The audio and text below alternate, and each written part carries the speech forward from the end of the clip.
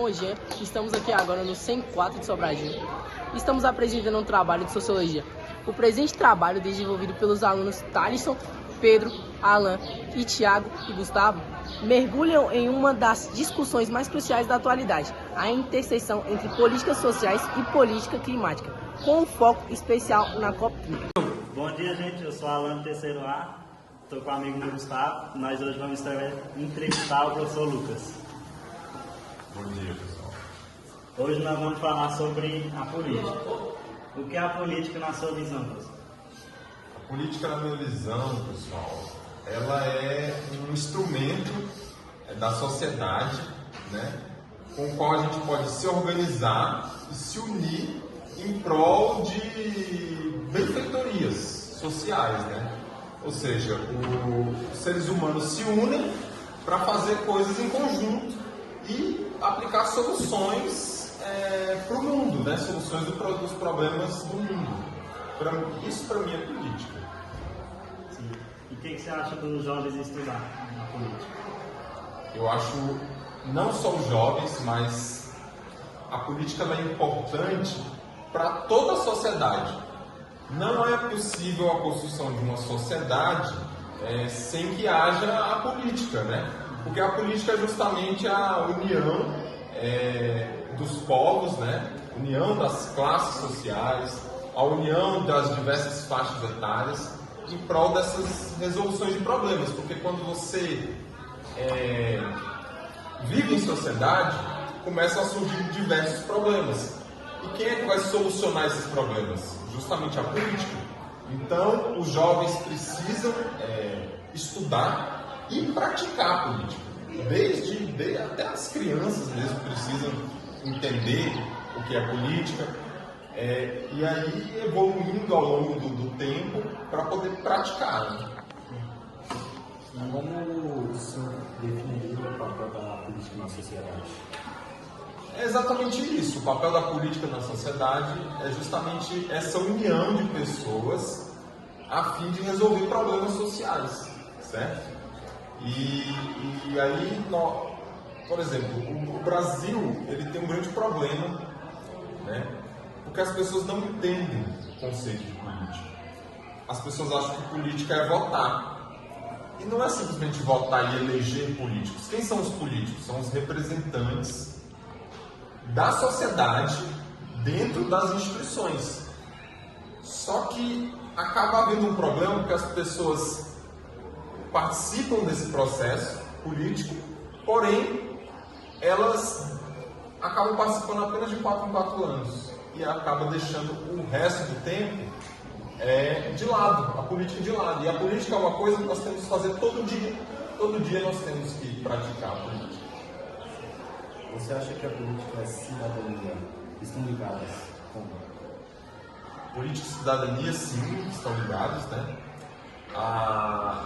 Eu não sei ao certo a definição da cidadania, mas eu penso que seja algo como viver em sociedade, né? E para viver em sociedade, conforme eu falei para vocês, vai surgir problemas. E esses problemas eles só são solucionados diante dessa atuação das pessoas utilizando esse instrumento chamado política. O senhor acredita que os jovens estão interessados em política atualmente? Olha, talvez os jovens se interessem, porém, a má política no cenário nacional, ela acaba afastando os jovens desse caminho, né? Óbvio que a grande parte dos jovens não se interessam por outras coisas e acabam não se interessando por política. Mas eu vejo que na geração de vocês, muitos de vocês são interessados. Porém, o acesso à política ele é difícil, principalmente a política institucional. Então,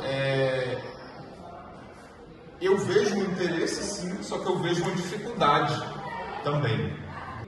Me chamo Pedro, esse é o Thiago, e a gente vai fazer as perguntas hoje para o professor Vilney sobre a COP30 na política. Questão, professor, o que é a COP30 e qual é o seu principal objetivo? É um momento, né, em que a COP30 seria um momento em que os países irão se reunir para discutir a questão climática do mundo, né, de importância muito grande, né, você discutir porque nós estamos vivendo momentos de aquecimento global, né, então tem que os governantes todos parar na sociedade como todos discutir como enfrentar esses problemas que são de interesse de todo o mundo, né, de toda a população mundial. 2, professor. Por que é importante que os jovens compreendam o que acontece na COP30? Porque o jovem, ele é o futuro, né? Então, nada melhor do que ele estar presente nas discussões, nas decisões que envolvem a questão principal, que é o clima, então, cuidar do nosso planeta. Se a gente não cuidar do nosso planeta, as futuras gerações possivelmente não vão ter uma qualidade de vida, né, ideal, viver um clima gostoso, ameno, sem muito catástrofe que a gente vê aí, que é consequência do aquecimento global. Vou fazer a terceira pergunta aqui para vocês. Como a política influencia nas decisões sobre o meio ambiente e clima? Bom, a política, na verdade, é a arte de governo. Então, as decisões têm que ser políticas, né? Serem políticas. Os governantes, se um governante não desejar participar desses processos todos, ele está dizendo que não se importa com as futuras gerações. Então, é importante que a política esteja presente para fomentar na sociedade como um todo o interesse pelas questões ambientais. É muito importante isso e deveria, inclusive, nessa COP30, que alguns países que não enviarão representantes nem irão participar, e inclusive são os grandes poluidores, são os maiores poluidores e não vão ter essa participação, porque politicamente as pessoas colocaram essa questão do meio ambiente como ideológico, e isso não tem ideologia, deveria ser todos, né? Sem esquerda, direita, centro, não importa. Nesse momento teria que todos participar, sem essa questão de ideologia, embora as pessoas reconheçam, mas tem outros interesses por trás, interesses econômicos, né?